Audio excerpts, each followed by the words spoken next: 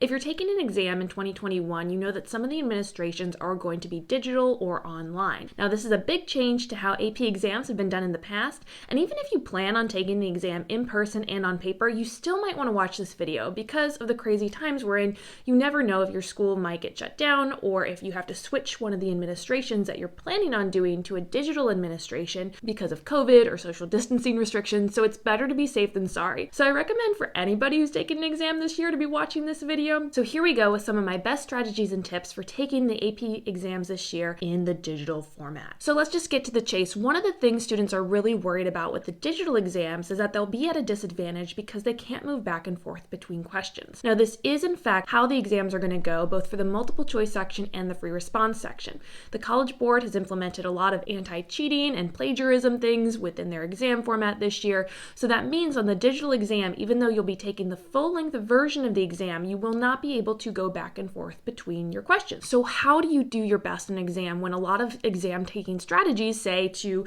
mark questions and save them for later, or go back and review your questions at the end of the test? That can be really nerve-wracking for students. So one of my best strategies for that is to think of each question as a little miniature test in itself.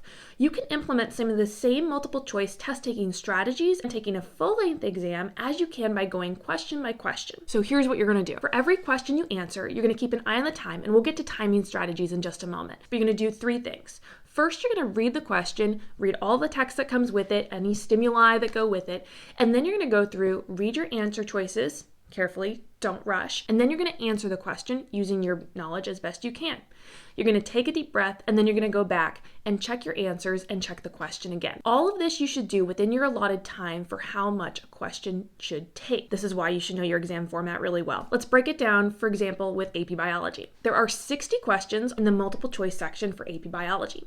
There are 90 minutes in that section. So you should allot no more than 1.5 minutes or 90 seconds per question. In those 90 seconds, what you're going to do is that 3-part strategy. Read the question and answer choices, answer the questions, take a deep breath, and then go reread what you have chosen as your answer choice. Double check that, make sure you have selected the right choice, you haven't made any careless errors, and you haven't missed anything important within the question. Any words like not or except, or you've made sure you've understood all the important data points and you haven't stumbled on a trick question. As long as you're within that allotted 90 seconds, you should be fine. Some questions will take you shorter than that 90-second period. You don't want to rush either through the exam, so if you're finding you're answering questions in 30 seconds, what you want to do is make sure you've taken the time to review that question as much as you can before you move on. Obviously, you don't want to sit on each question for 90 seconds because you want to bank a little bit of time if you get to a trickier or harder question later down the line in the exam, but you do want to make sure you're not rushing either, because at the end of the exam, you cannot go back and double check your answer choices. The best way to do this is to doing practice questions and timing yourself as you go through. Try practice questions and make sure you're setting timers for 90 seconds for yourself. Again, this is for AP Biology. There's different amounts of multiple choice questions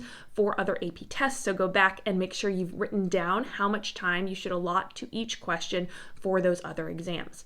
But do those practices and make sure that you're getting used to that 90-second little timer. You can even set an interval timer on your computer or on your phone while you're doing this practice. I have a whole video on multiple choice test taking strategies, which you should probably watch in preparation for the exam. But one of the things that I mentioned in that video is that if you are changing your answer choice and you have guessed, you are statistically more likely to choose the right answer with your gut or first choice than you are by changing the answer. So don't go back and change an answer if it's a guess, unless you are sure you made a mistake or you find some other detail within those responses that you feel like is a better choice than your first answer. Again, this is just statistics. You're more likely to get the question right if you go with your gut or your first choice response. You're less likely to get it right if you're changing an answer if you are guessing. Again, if you know you did something wrong, it's okay. You can go back and change your answer. All right, let's break it down for the free response questions for another example test, AP Biology, which is my subject. But again, you can do this math and break it down by looking at the College Board's instructions for how the AP exams are formatted too.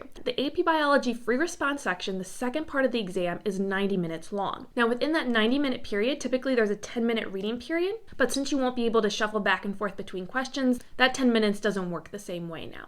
You'll still have those 90 minutes, but let's say we're going to allot 10 minutes just to question absorption. That 10 minutes, let's say, is lost to reading and absorbing the questions. Now we have about 80 minutes to work with while we're actually answering questions. Within those 80 minutes, you want to think about the 2 long free response questions and 4 shorter free response questions.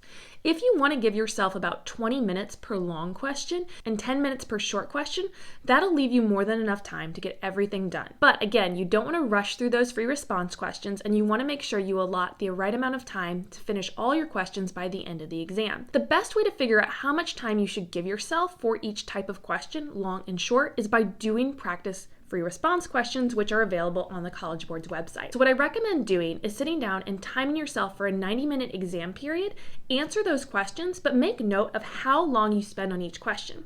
Also, if you're taking the digital exams, make sure you practice going question by question and not jumping around in those free response sections, because again, you can't go back and forth on the digital exam. Another way to break it down on the AP Bio exam is to allot 15 minutes per long free response question, then you get about 12.5 minutes per short free response question. Again, that's with 10 minutes of reading time taken out. Again, you can play around with these numbers. Not every short free response question is going to take that long. Some of them will take longer depending on what you have to do. I have a strategy video if you're taking the AP Biology exam and you want to prepare for your FRQs, so make sure you check out that resources as well. I'll also link it in the description below. All right, let's just get to some other general tips for taking the digital exam. If you're taking the paper one, you still might want to stay tuned and watch the rest of these just in case you get switched to a digital administration at the last minute, which could happen in these crazy times. There will be a timer on the AP exam browser, and it'll be at the top of your screen. If you don't want to see the timer on the test, you can hide it until you get to the 5-minute countdown mark. Then it's going to turn red when you get to 5 minutes left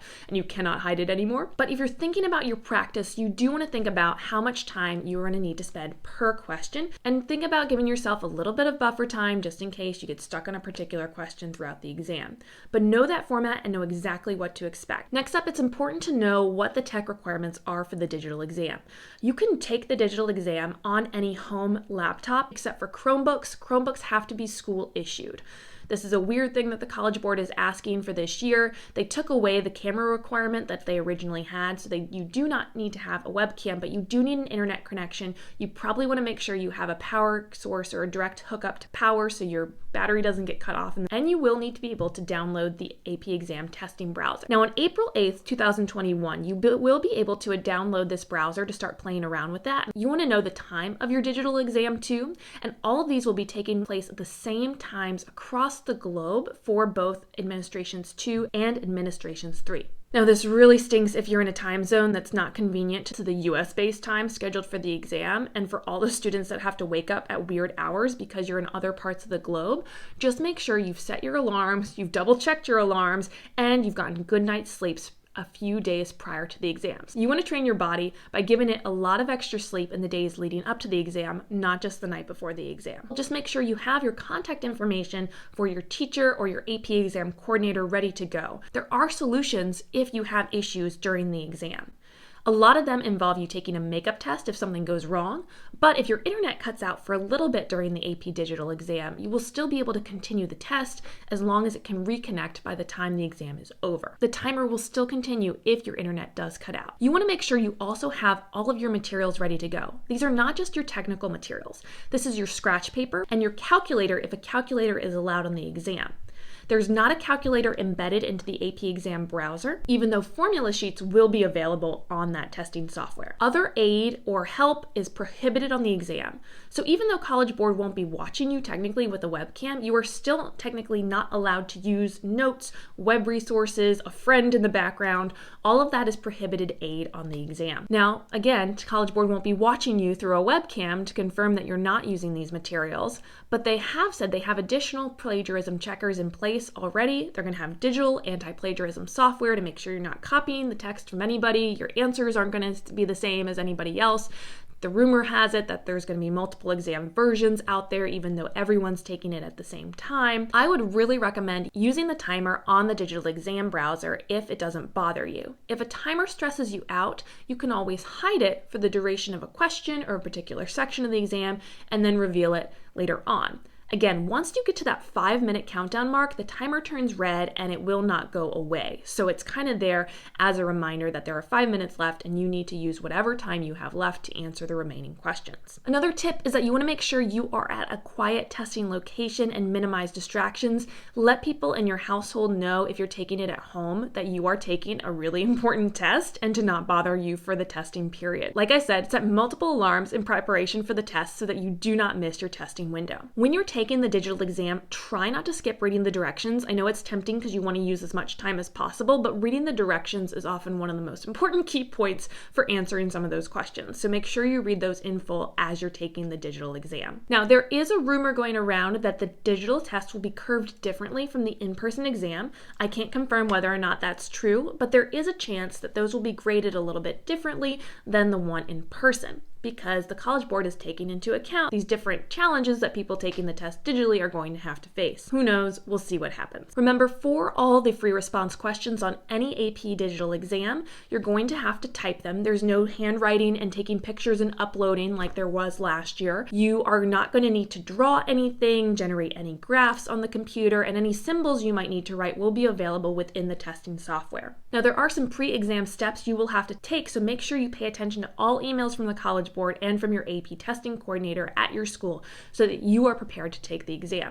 First, like I've said a bunch of times now, download that testing browser, practice it, make sure it works on your computer, make sure you're familiar with it. Next, you're going to make sure you complete the setup for every single one of your AP digital exams. If you're taking multiple AP exams, you're going to have to do this for each one. So say you have AP Bio, AP Calculus, AP Gov, whatever. Each of those tests you're going to have to do the setup for to confirm a few things, make sure your computer's all ready to go with the systems they have in place. And lastly, this is really important, 30 minutes before the exam, you have to do a digital check-in.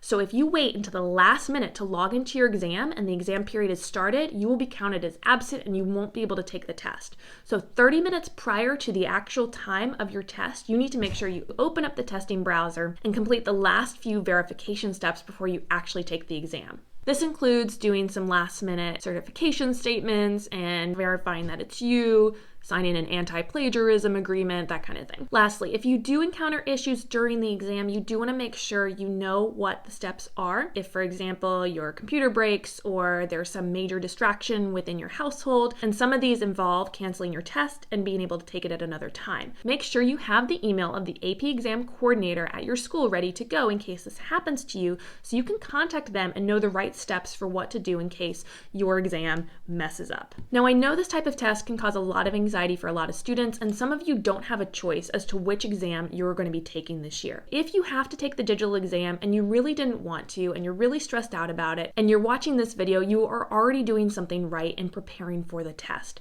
Make sure you follow the tips and strategies that I've given in this video, and do some relaxation before the exam. Practice breathing strategies. Move your neck around, move your arms around so you're not tensed up during the exam. Sometimes taking just a few deep breaths can relax your body, bring down your heart rate, and let your mind focus on the important information at hand when you're super stressed out. My last tip, and I mentioned this a little bit before, is to practice, practice, practice. The more you're familiar with exam formats and the question types and the things that you're going to be seeing on the exam, the better you'll do, paper or digital version. Please check out some of my other testing resources below and subscribe to this channel if you want more help or videos like this. Are you taking the digital exam? What questions do you have about it?